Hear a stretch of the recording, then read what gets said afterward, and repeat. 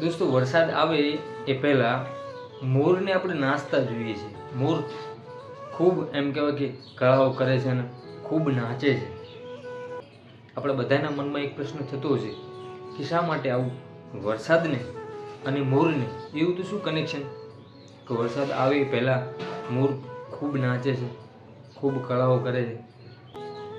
દોસ્તો, મોર એને ખબર હોય છે કે વરસાદ આવશે. એ 8 મહિના ખૂબ ગરમીથી કંટાળી ગયા હોય છે અને ખૂબ એમ કહેવાય કે પોતે હેરાન પરેશાન થઈ ગયા હોય છે, પરંતુ એને ખબર છે કે 8 મહિનાની એ ગરમી વિતાવ્યા પછી, એ ઠંડી વિતાવ્યા પછી સમગ્ર વાતાવરણમાં એક દિવસ ઠંડક થશે, એક દિવસ વરસાદ આવશે, એવી એને ખબર હોય છે.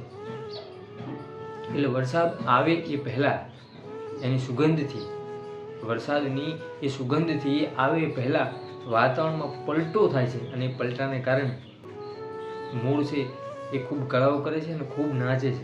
એને ખબર છે કે હવે ઠંડક પ્રસરી જશે.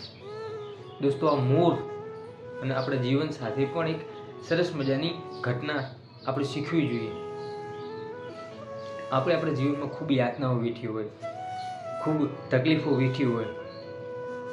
એ તકલીફો વેઠ્યા પછી જે આપણને ખબર હોય છે કે આ તકલીફો વેઠ્યા પછી આપણા જીવનની અંદર ખુશીનો માહોલ થશે, ત્યારે આપણે એની પહેલાં ખુશ થવું જોઈએ. ના ખુશ થઈ એને બેસી રહેવું જોઈએ નહીં. આ મોરમાંથી શીખવાનું છે કે વરસાદ આવે એ પહેલાં કળાઓ કરે છે. એટલે આપણે ખુશી આવે કે આપણા જીવનમાંથી પ્રોબ્લેમ જાય એ પહેલાં એને પડકારવાની હિંમત રાખવાની, આપણે એનો સામનો કરવાની હિંમત રાખવાની.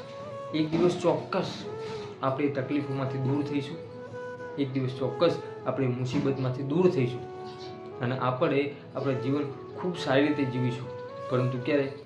આપણે પાછળના 8 મહિના, પાછળનો એ સમય આપણે એનો સામનો કર્યો હશે તો. જો આપણે એનો સામનો નહીં કર્યો હોય અને આપણે હારીને બેસી જઈશું તો આપણા જીવનમાં ક્યારેય સુખરૂપી વરસાદ આવવાનો જ નથી.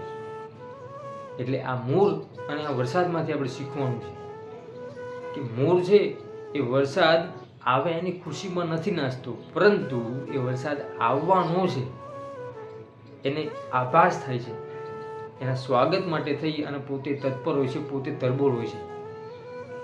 આપણે લોકો શું કરીએ છીએ? મહેનત નથી કરતા અને પરિણામથી પહેલાં જ હારી જઈએ છીએ. પરંતુ મહેનત કરીએ અને પછી પરિણામની ચિંતા ન કરીએ, તનતોડ મહેનત કરી લઈએ, પરિણામની ચિંતા ન કરીએ, આપણી મહેનત મુજબ આપણને ચોક્કસથી પરિણામ મળશે. એટલે આ મોર અને વરસાદ પરથી આપણા જીવનમાં ચોક્કસથી શીખવાનું છે કે ભલે ગમે એટલી યાતનાઓ વીઠી હોય, ભલે ગમે એટલી ગરમી વીઠી હોય, ગમે એટલી તકલીફો વીઠી હોય, પરંતુ એ તકલીફોના 8 મહિના પછી 4 મહિના ઠંડકના એટલે કે વરસાદના આવવાના છે દરેકના જીવનમાં. પરંતુ પહેલાં પડકારનો સામનો કરવો પડશે, પહેલાં તકલીફોનો સામનો કરવો પડશે, પહેલાં મુસીબતનો સામનો કરવો પડશે. જો મુસીબતનો સામનો કરીશું તો પાછળના 4 મહિના ઠંડકમાં રહીશું, આરામમાં રહીશું, આખી જિંદગી આરામમાં રહીશું. પરંતુ મુસીબતનો સામનો કરવાની તૈયારી હશે તો. દોસ્તો, આ વાત જો તમને સાચી લાગી હોય તો વિડીયોને લાઈક કરજો, સરસ મજાની કોમેન્ટ કરજો. આવા જ બીજા સરસ મજાના વિડીયો જોવા માટે આપણી યુટ્યુબ ચેનલ હું અને મારી વાતોને સબસ્ક્રાઈબ જરૂરથી કરજો. ફરીથી મળીશું એક નવા જ વિડીયો સાથે, એક નવા જ અંદાજમાં. ત્યાં સુધી દરેક દોસ્તો, દરેક મિત્રને જય માતાજી.